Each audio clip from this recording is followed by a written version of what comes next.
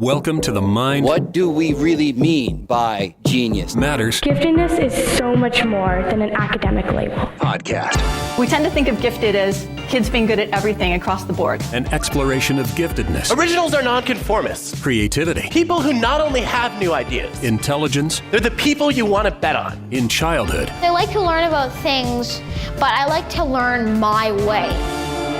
And beyond. This is the Mind Matters Podcast.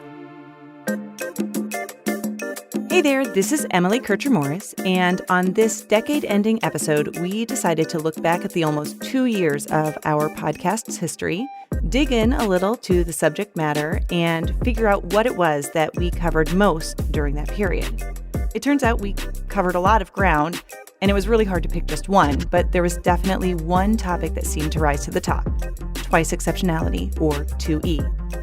The term 2E surfaced in the mental health lexicon in the mid-1990s, and as we've gotten better at diagnosing 2E kids, awareness has grown among educators and counselors. It's really hard to diagnose kids who are gifted and also have another learning difference, and you'll hear more about that today as we focus on the most interesting guests and conversations we've had about 2E. We'll dig in next. Thanks for being here.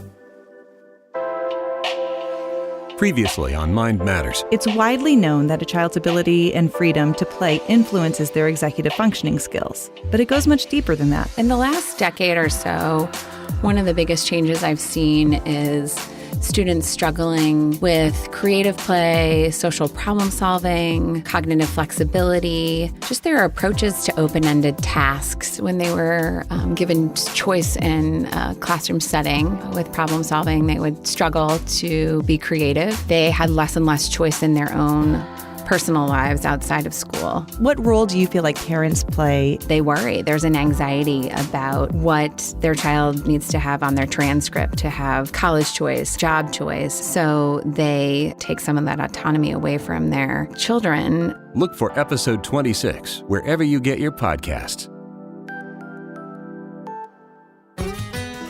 This is the Mind Matters Podcast. In the past couple of decades, through research and in the trenches, we've reached new levels of understanding about 2E kids, and that understanding has helped propel the education process forward. As we look back at our conversations, it makes sense to start with diagnosis. On episode 17, we spoke with Dr. Catherine Hassler, who's an expert in differential diagnosis of gifted kids. This is a process that helps us diagnose two or more conditions when they share similar symptoms or when those symptoms mask each other. With kids who are really complex, whether they're gifted or they have another diagnosis, it can be hard to tell what's really going on. So to get started, why don't you tell us a little more about differential diagnosis? My experience over the last 20 years has been that often therapists or psychologists will just sit and talk with a patient about whatever the main concern that brings the patient in, which makes sense. You know, that's what they're coming in, they're concerned about. But that kind of drives the conversation that direction, and it may not always incorporate other areas of functioning that the child or adult may be having problems with that they don't even realize they're having problems with. They've just come to a point where they're used to that as just part of who they are. So a differential diagnosis allows us to presume nothing when they come in, presume nothing about a specific diagnosis. I start with an intake evaluation where I meet with parents and go over any concerns they're having. And then I move to my own questioning about all kinds of areas that they may not be coming in about, so that I can hear, are there other areas that this child is struggling with that the parents aren't even aware of, that we may need to evaluate to have a better, more accurate diagnosis for the child. Sometimes people kind of latch on to a certain symptom, or maybe somebody else has suggested something, and they do really kind of then, it's kind of confirmation bias. They look for those pieces that fit with that without looking at everything else. So what is the process that you use to complete that differential diagnosis? If it's a child, I have the parents come in without the child first for about an hour intake, and I'm very particular about having the parents come in without the child. Lots of people will meet with the child and the parents together. That lends itself to people not sharing fully because they're concerned about hurting their child's feelings about the things they may be concerned about. So that's about a 1-hour session? Just 1 hour. Sometimes in a more complicated case, I may have to have them come back to finish the intake to make sure we have a proper plan in place for them, because we do create a testing plan based on that intake. The majority of people who come in for a differential diagnosis will come in for 2 mornings of testing. And I'm speaking mostly about the kids and teens because there's usually an academic portion of this for them. And we will do an IQ test that's appropriate for their age. We usually use the Wechsler scales, unless another person has given them a Wechsler scale, and then we have other cognitive measures we can use if this is a reeval and a second opinion. We do an achievement test, an individual achievement test, typically the Wechsler. And then depending on what the presenting problems are, we may be looking at their attentional skills with a sustained attention measure. If they've already been diagnosed by someone else with ADHD and are on a stimulant medication, we will test them both on and off that stimulant medication during the course of the evaluation to see what that medication is and is not doing for them. And then we also have measures of visual motor integration, developmental, visual perception, rating scales that can be completed by parents, teachers, the children themselves. Of course, it varies based on their age, what might be available to use with them. We also have personality measures for older individuals. What exactly brought you to this process? Why is this the way that you decided doing this instead of just looking for, the areas that somebody expresses as an area of concern? Well, I'm really glad you asked that because that has been a big part of my career path.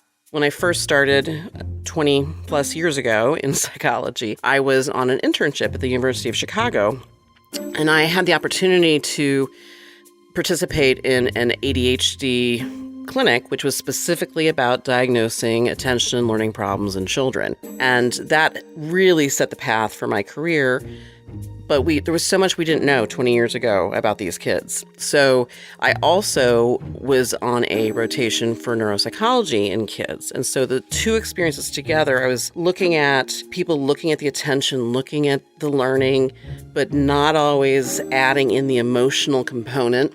And I went to internship more as a therapist than as an assessor. And so I was kind of unique at my internship in that I always was bringing up, well, what about the family? Or what about this emotional concern? And so it really became a passion of mine to try and separate out, instead of just looking at attention, because that's what we're looking at, or we're looking at, well, they had a head injury. If we're not taking into account the emotional and behavioral functioning of the child and the family and how that's impacting the child, we may be misdiagnosing the kids. On episode 44, Dr. Megan Foley-Nickpon talked more about identifying twice-exceptional learners and the progress that we've made. We are getting better at knowing how to assess twice-exceptional learners, but we have a long way to go. And there was recent data, actually, just in this issue of Gifted Child Quarterly. Scott Peters is the lead author on that manuscript. And he reported the percent of individuals that were identifying and gifted and talented across the nation that also have an individualized education plan. So they're being served through special education services. And it's 0.21%. So exactly. So that tells me that while we're getting better, I think that we have a long way to go. The biggest change I would say that I've seen in the last 10, and I haven't been doing it for 20 years, but in the last 15 years that I've been doing this, is twice-exceptionality when I first started was not a term that people even in gifted education were necessarily familiar with. And now there's, I would say, more broad understanding of what it is, and that it is a real situation that but that a subset of gifted and talented children struggle with, and that the needs are different if you're high ability or gifted and also have a disability. Right. You mentioned, around 2004, 2005, and that was right when I got into the field of gifted education and left the classroom. Mm-hmm. And you're right. Twice exceptional was not even a term that I heard during that program of study. And it's amazing to me how much we have learned and how much we've grown as a field, in that amount of time. But also, how is it possible that we were, those kids were still there? I don't know if you had this experience, but it made me pause and think back to my own education and think, oh, wow, I bet that person was twice exceptional.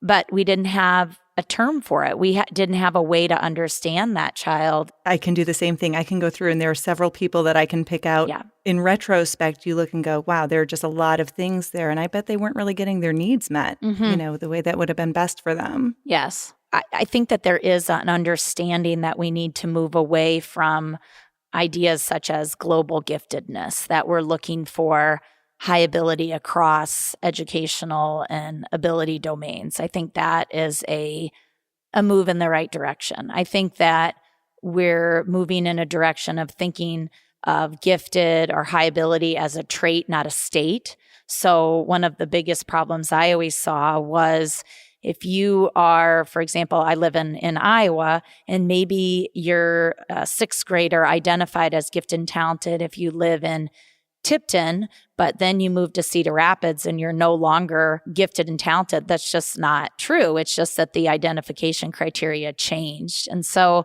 I think having that understanding has increased. And I think I've already said this, but we're increasing our conversations about diversifying gifted education and how do we think deeply about these issues to create talent development opportunities for students who are ready for them, rather than labeling a child as gifted and then maybe not letting them excel in their talent domains. A big part of Megan's research relates to looking at how some of the common tools that we use aren't as effective when we're assessing twice exceptional learners, specifically for autistic kids. So the research that we've done is looked at autism instruments, and one study that we did in our clinic was we looked at a group of gifted individuals who were diagnosed with autism spectrum disorder using the gold standards in assessment, which is the Autism Diagnostic Observation Schedule and the Autism Diagnostic Interview.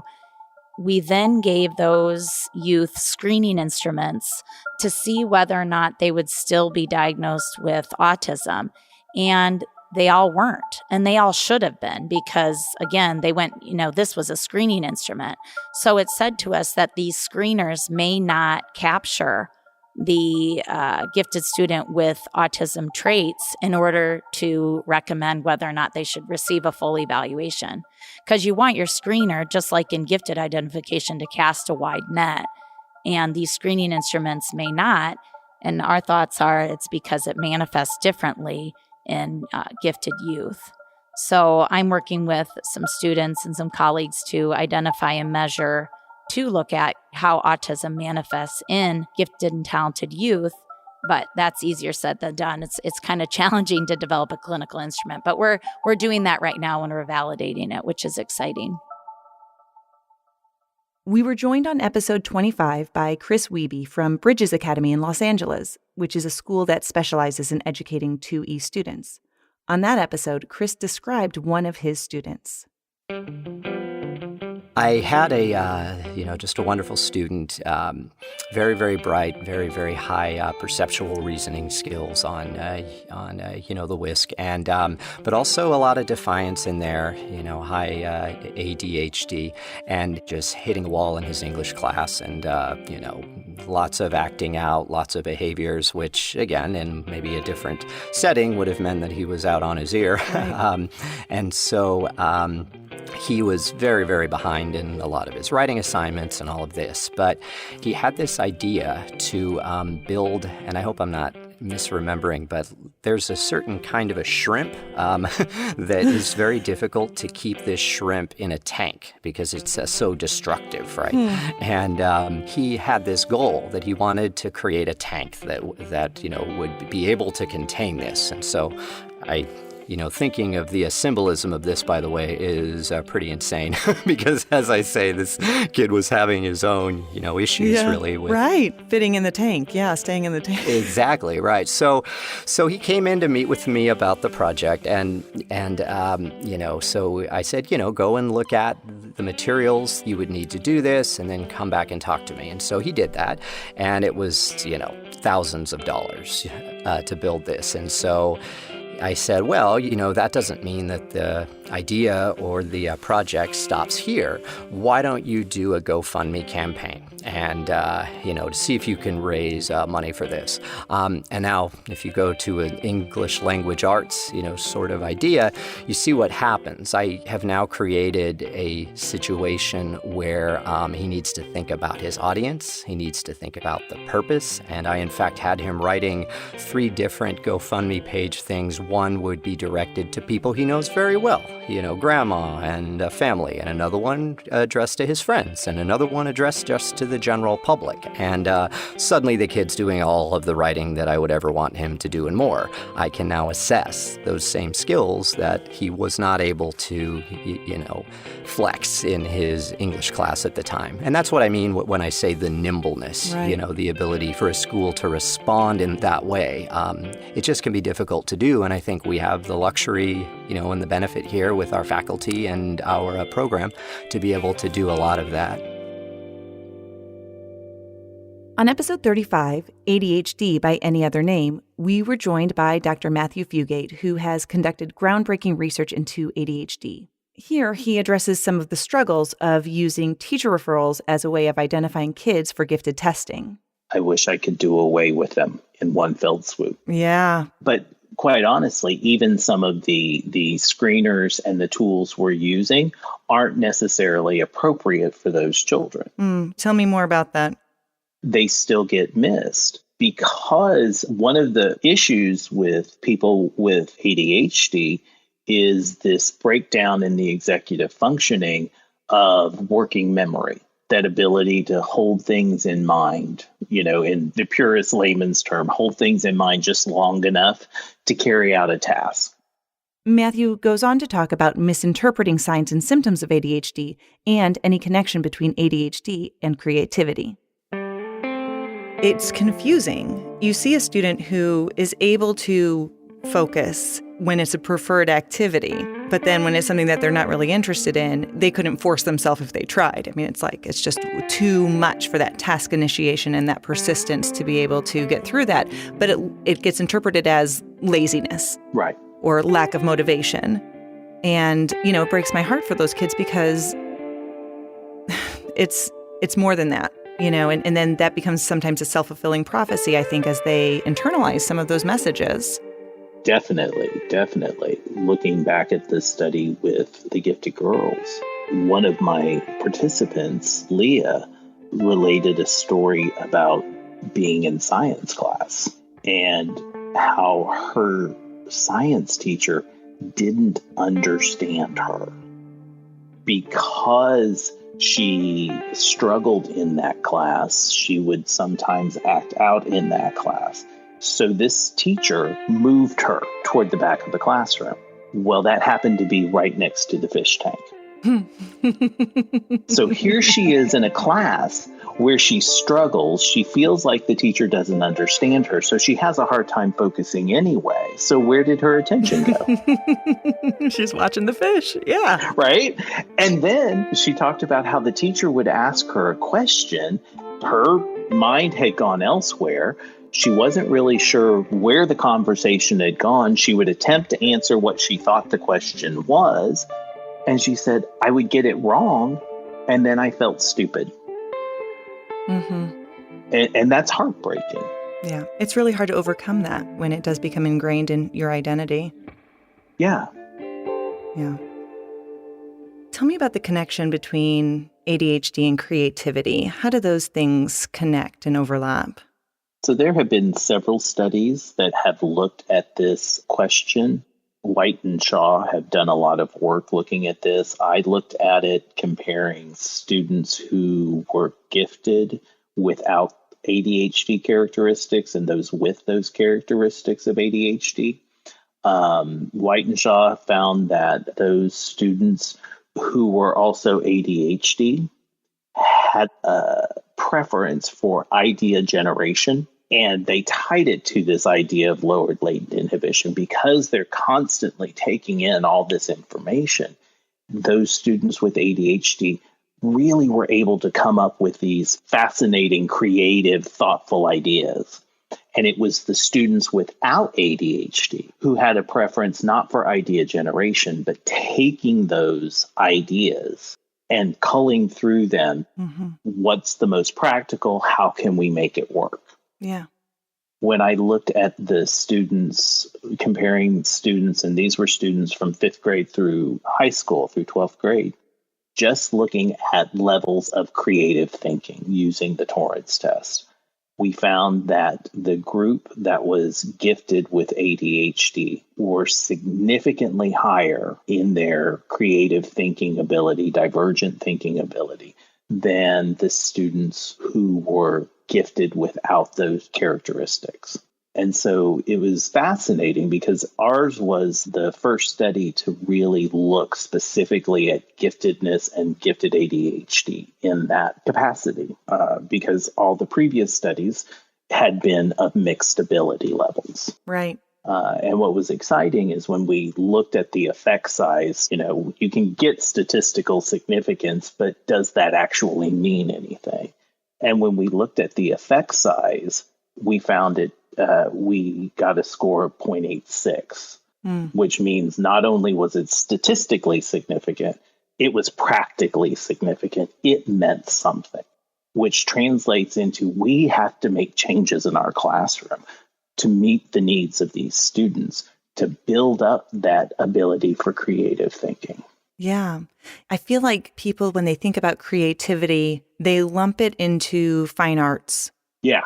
And I think gifted ed teachers in general, I think they have a different conceptualization of that, just from my experience working in the gifted ed classroom. Yes. But sometimes we forget about the different ways that creativity can manifest. Exactly. And understanding that there is creativity in math, in science, in language arts, in history and social studies. And how do you pull that out? Schools have become so focused on the critical thinking aspect that the creative thinking piece has gotten lost. And I'll be honest, I have come across even teachers of gifted students who still think when you talk about creativity, they think artistic ability. They think of those fine arts ties to creativity, not the thinking outside the box. The divergent thinking. Exactly. On episode 45, Executive Functioning, the Building Blocks of Success, Brendan Mahan talked about one of the common symptoms of twice-exceptional people and how it affects executive functioning skills. Time awareness is huge. For me, a minute is not always a minute and an hour is not always an hour. And that's kind of true for everybody. Like, we all have a story of like that time you met that amazingly interesting person in high school or college and you had an hour-long conversation with them. And somehow in that hour, the sun went down and came back up again. And it's amazing that it's tomorrow. And wow, that conversation was so deep and engaging. Or you get that first job and you're there for like 3 hours and you go up to your boss and you're like, hey, boss, I know that I get to take a break now because I read the employee manual for the one and only time I'm ever going to do that. And it said that after 3 hours, I got a break. And your boss was like, you've been here for 40 minutes. What are you talking about? That stuff happens to everybody. And plenty of your listeners have stories like that. I don't have stories like that because that's just normal for me. That's all the time. And so I have to use a lot of outside strategies to be aware of how much time is going past. I look at the clock all the time, especially when I'm on my computer. I'm constantly glancing. What time is it? How much time has gone by? What do I need to do next? I have a calendar that I use to keep me in line with the time of my day. That's all because I know that my time awareness stinks. And the same is true for my kids. My wife's is pretty good. But it's a challenge. You do something that's really engaging and it feels like you've been doing it for 5 minutes. It turns out you've been working on this thing for 3 hours. And now you don't have time to eat lunch. Or you're going to be late to your uncle's house for the family reunion or whatever the case may be. You lose time because you're engaged with something. And we also tend to conflate emotions with time too a lot. A good example of that is we have this like big picture window in our living room. We have like a huge curtain. And like happens sometimes, the curtain rod kind of, not the rod, but the anchors to the wall, one of them sort of fell out. It just kind of gave up the ghost and started falling out. So the curtain rod was tipping off the wall a little bit. And my wife was like, can you fix that? And I'm like, sure thing. But I was doing something else when she mentioned it to me, and I have ADHD, so I forgot. And it looked okay with a passing glance. You kind of had to look carefully to know that there's something wrong. And so it just wasn't a thing I was aware of. So it was only when my wife reminded me to do it that I even remembered I should. And typically that happened at a time when I couldn't. It would be like, can you fix that tonight? Sure thing, I'll fix that tonight. And then tonight comes and I do something else. So months and months and months went by with me not doing anything to fix this. It might have even been a year. I don't know. Time is weird, like I've already said. And eventually she just took the curtain rod off that little anchor thing to the wall and put it on the ground, but only one side. So now the curtain is like half of it is up at the top of the window and the other half is on the ground. And now it's obvious, right? So I fixed it that day. Now I see it. But when I considered how long it was going to take me to do that, I was like, this is like a 3-hour job. It took me, by the way, 15 minutes. But the reason it felt like a 3-hour job was because I had all kinds of guilt and shame wrapped up in that task because I hadn't done it. Mm-hmm. And those of us with ADHD, with autism, with executive function disorder, we often conflate the time and effort that a task is going to take and the guilt and shame that revolves around having not done it. Yeah. Or the excitement for having to do it, right? Like there's stuff that is great to do that I really dig. And I'm like, yeah, no, I'll bang this out in 5 minutes. And it takes me an hour and a half, but I genuinely thought it was going to be 5 minutes because I had so much excitement around doing it. The more I want to do something, the less time I think it's going to take. The less I want to do something, the more time I think it'll take. So one of the things I do is I time how long it takes me to do stuff just to develop that time wisdom. Like I know it takes me about 45 minutes to mow my front yard and about an hour to an hour and 15 minutes to mow my backyard, which means mowing my entire yard is about a 2-hour experience. And that's good for me to know because until I timed that, I thought mowing my lawn was like an all-day project. Right. But it isn't. It's not even a half-a-day project. Dr. Matthew Fugate wrote a chapter of Scott Barry Kaufman's book, Twice Exceptional, titled Attention Divergent Hyperactive Giftedness, a term he hopes will catch on. We talked about it during his appearance on episode 35, as well as the future of education. Attention Divergent Hyperactive Giftedness. Did I get that right? You did. Tell us about that. How you came up with that and what that means and what does it mean for parents and teachers too? That is a term that I started. You'll notice when I talk about R2E kids, I try to avoid any language focused on deficit, disorder, dysfunction. I don't like those terms. They're very negative. They imply can't. Yeah. It's not that these students can't do something. It's just that they learn and behave differently. Mm. It's up to us as educators to understand what those differences are and how can we leverage those differences to help these students succeed. And so in playing around with attention deficit hyperactive disorder, I was trying to think of how can we build this in a positive way that really highlights who these students are and the strengths that they have, not the deficit.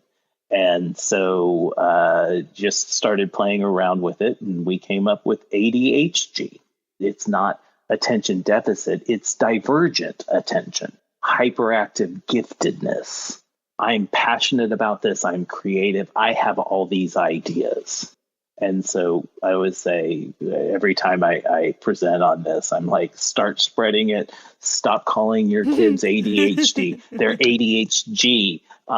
And so in that chapter, I was trying to really highlight that this is a paradigm shift that we need to start thinking about when we're working with these students. Taking that strengths-based approach, which I feel like, just within the neurodiversity kind of movement, that really is a big part of it, is everybody has abilities and right. Everybody has struggles, but let's focus on the strengths and move forward from there instead of trying to change them, instead of trying to fit that square peg in a round hole. I tell my undergraduate future teachers all the time, on that first day of school, when you're greeting those 22, 23, 25 precious little sets of eyes that are walking into your classroom, at the end of the day, the only one who has to change is you. We can't do the same things over and over again. Yeah. We, the educators, the teachers, the administrators, the gifted coordinators, we're the ones who need to adapt to their needs.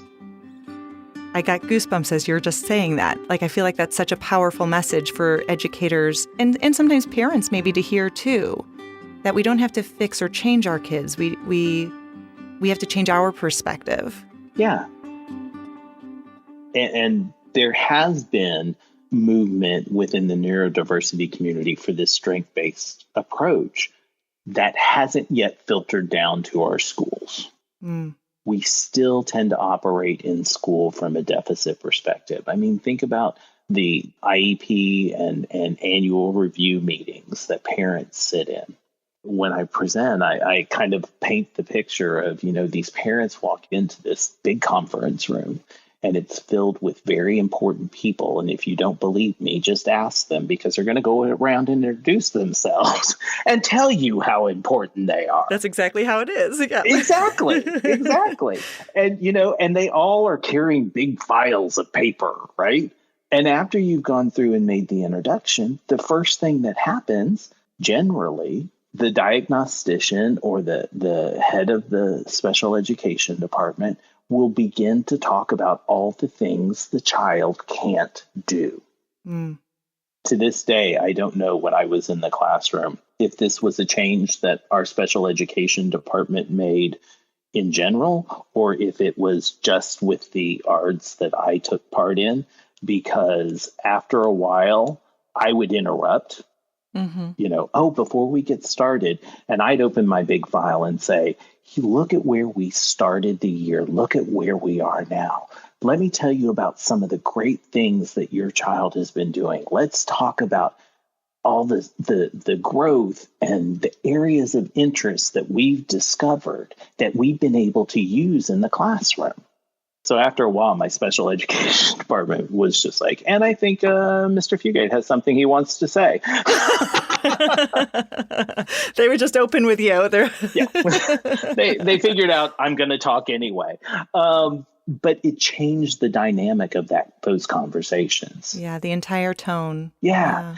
And then when we were building those IEPs, we were able to say, okay, based upon these strengths, these improvements that we've seen, how can we leverage that as we develop the educational plan moving forward? It's that self-reflection. How do we change the environment instead of changing the child? Exactly. So this has been a really great conversation. Give us some final thoughts about what you'd like for parents and educators and counselors to remember. I would urge, first of all, for parents, education, helping them as much as teachers and educators are just starting to really grasp this idea of twice-exceptionality in general and the strengths that these students display. I would want parents to offer opportunities to educate those parents. For the teachers, really thinking about how can I change what I do in the classroom? These students have a very global view, and our education system isn't built currently to meet those needs. We are a very skills-based system still, but for these kids, they take a very global view. They need a relevant problem. And as they are addressing that relevant problem, then we can introduce those skills, what Joe Renzulli calls that just-in-time teaching. I'm going to introduce these basic skills when you need them, because now it will be relevant. Rather than working from skills up, we need to work from the big problem down. They need to know what the point is. Why am I doing this? Exactly. Why am I doing this? It's important. It's important for these kids. So I would really encourage teachers to look at what they're doing in their classrooms. And quite honestly, it's going to be good for more than just their 2E kids.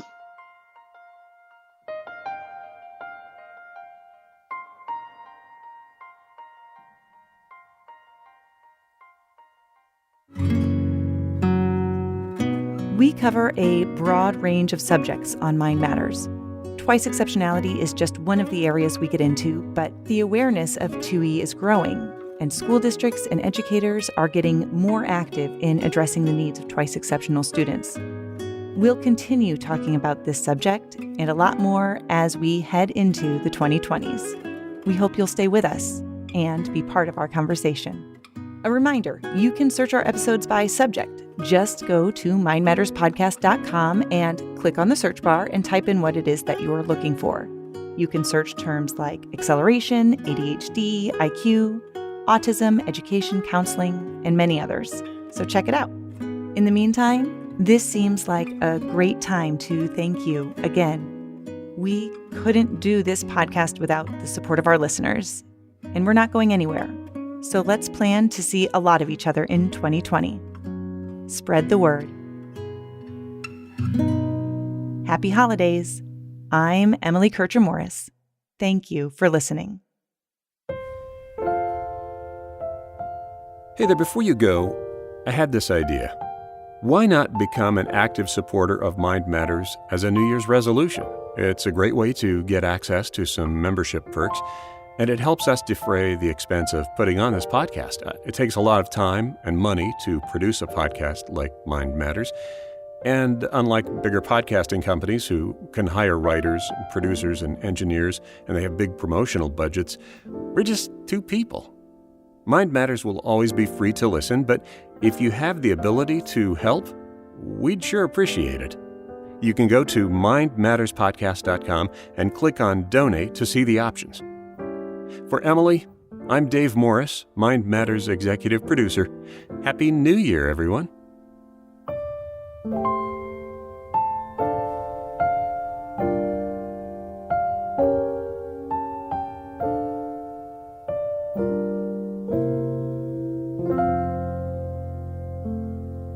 Mind Matters is a production of Morris Creative Services.